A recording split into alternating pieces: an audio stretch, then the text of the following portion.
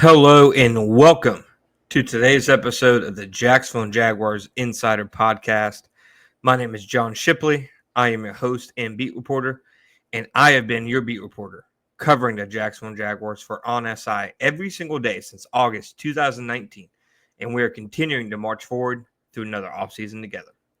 As always, you can find our 24/7 boots on the ground, 100% free coverage every single day on social media such as Facebook and Twitter at Jaguars on SI.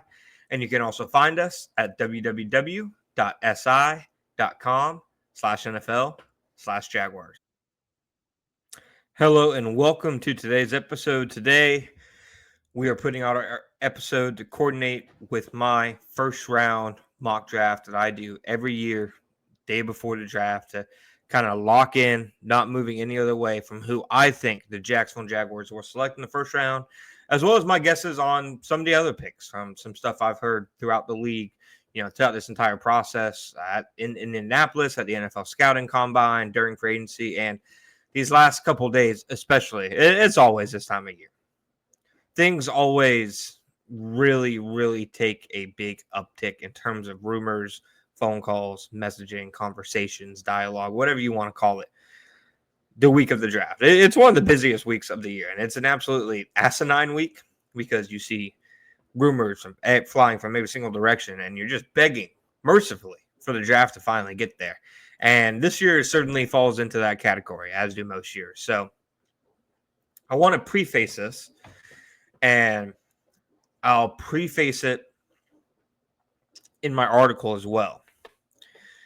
In the years I've done this, so I didn't cover the 2019 NFL draft. I was assigned to the team, before week one started, but after they had already drafted Josh Hines-Allen, etc. So it's there for 2020, 2021, 22, 23, and then last year, 2024. Now my sixth draft covering the Jaguars.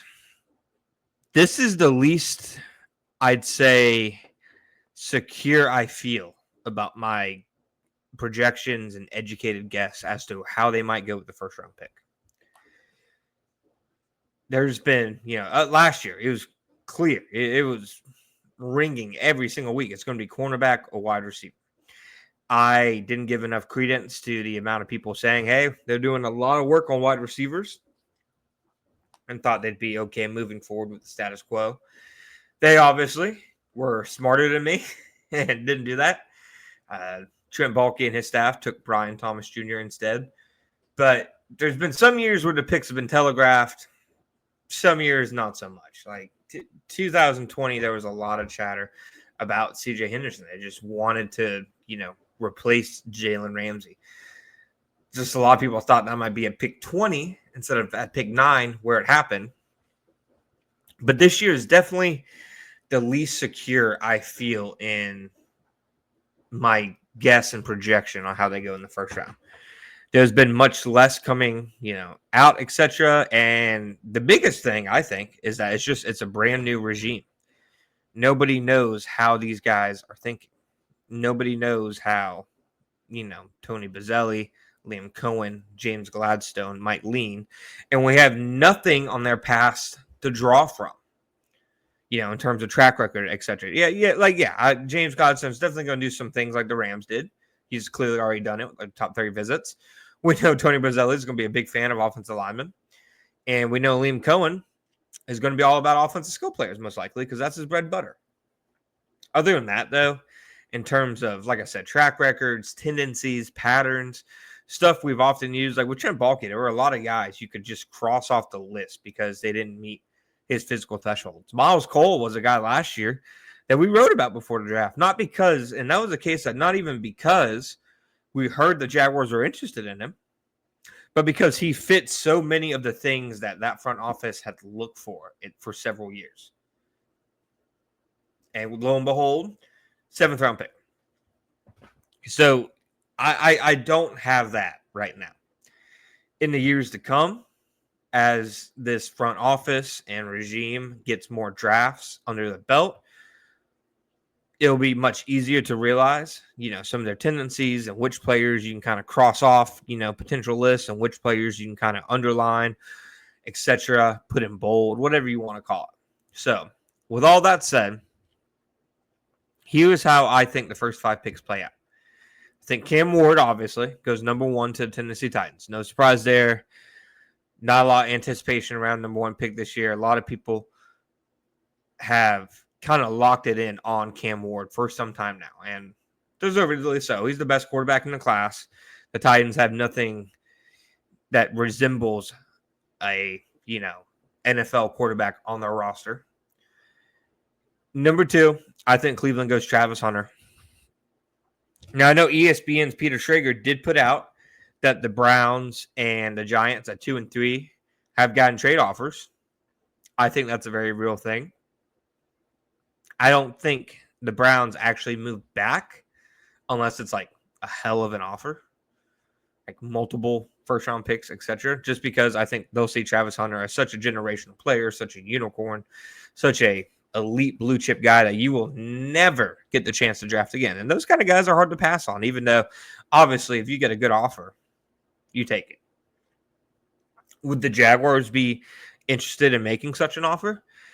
I think that they'd be one of the teams that it would make sense. And this isn't me saying the Jaguars are calling the Browns. This is me saying I think it would make sense if the Jaguars were calling the Browns, because you wouldn't have to pay as much to move up from 5 to 2.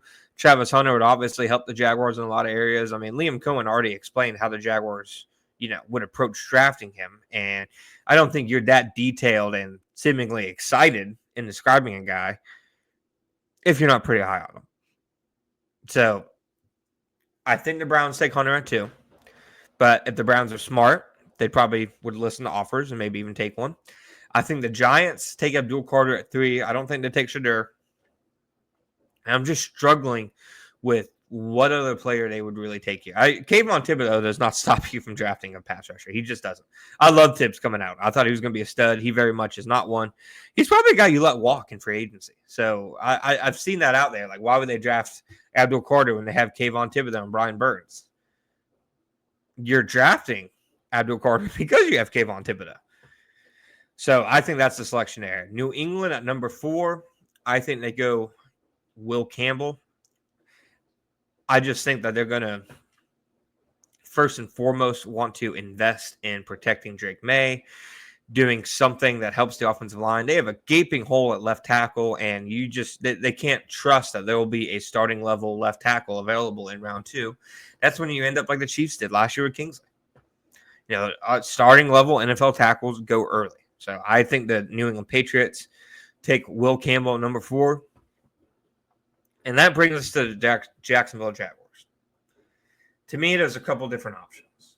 And again, I feel less confident in this projection than I have in any of the other, ones I've done like this in my time covering the Jaguars.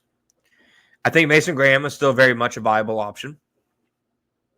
I know Adam Schefter reported that he firmly does not think the pick will be Mason Graham. I don't think I'd go that far. I think there's definitely been a lot more doubt casted about it, even since I made the pick for on SI last week. But I also think that he still has to be considered an option because at 5, there just aren't many options. And he's one of the guys who he meets need, he meets value. He would make an instant impact, all these kind of things. So he's considered. I think you have to consider Ashton Jeanty. And again, it's not what I would do. I would not even think about it. But I understand the logic of it. He's the true best player available. He is. There's not another guy who would probably make a bigger impact in 2025. That's probably true. He would help Trevor Lawrence right away. That's true. He's, a top running back prospect. That's true. He's probably, I'd say, the 3rd, maybe 4th at worst best player in this draft. You're picking at 5. It's not necessarily a reach. Oh, that's true. And then probably the most important factor, in my opinion, and the factor that's making me lean that way to an extent is who at 5 are the Jaguars kicking themselves if they pass on? I like Mason Graham. I don't think Mason Graham is a run up to the podium, sprint there, break your leg trying to get there. You are turning in this pick no matter what. Josh Hines-Allen was one of those. Jalen Ramsey was one of those. I don't think this is one of those. And I like Mason Graham, but I've said before, in a good draft, I don't think he sniffs the top 5. And then this is more so based on, again, nobody knows what the Jaguars are doing other than the Jaguars themselves. But there's a lot of confidence in people I really respect and trust. Albert Breer, Charles Robinson, that momentum is swinging towards this being an offensive pick. And if it's going to be an offensive pick at 5, we've already discussed Genty. That's obvious. Who else would it be? I don't think it'd be Ted McMillan. I really do not. Maybe I'm wrong about all this, and I take Ted McMillan at 5, and I will gladly let you guys dunk on me. It's just I do not think that'll be the pick. I don't think it's Tyler Warren. Maybe they surprise me. And that's not like a report or educated guess or anything. It's just I don't think they're picking a tight end at 5. So who else is there on offense? There's Armin Mbao, who's played pretty much only right tackle in Missouri. There's Kelvin Banks. There's, I can't believe I'm saying it, Matthew Golden. I think out of all these guys, McMillan, Warren, Banks, Mbao, etc., I think Kelvin Banks probably makes the most sense. He's pro-ready. He can play today. He can play guard if he needs to. He can potentially be moved out to tackle later in his career. You can put him at left guard, put a for sale sign on Ezra Cleveland's contract, and then you have a brand new interior of Kelvin Banks, Robert Hainsey, and Patrick McCarry. It's a pretty big investment. My final answer on who I think will be the number 5 overall pick. I'm not going to change on this. I'm really not. Even though, like I said, I don't feel confident in it, especially compared to the past years. But just based on all the information that's come out right now, and perhaps I'm being worked. That's very possible. But my mock for the Jaguars at number 5 is Boise State running back Ashton Genty. I've been Mason Graham all offseason. I think if Will Campbell was there, he'd be the pick instead of Genty. It just seems like there's too much momentum from people around the league who, like I said, from the Albert Breers, Charles Robinsons, who believe this will be an offensive pick. And like I said, there's just a lot of reasons, none of them that I agree with, but ones that I understand why Genty could be this pick. So he is who I will have in my final first-round mock. These were my detailed thoughts on it. Go ahead and let me know what you guys think. Check us out at Jaguars on SI for your draft coverage. And as always, we'll be back tomorrow.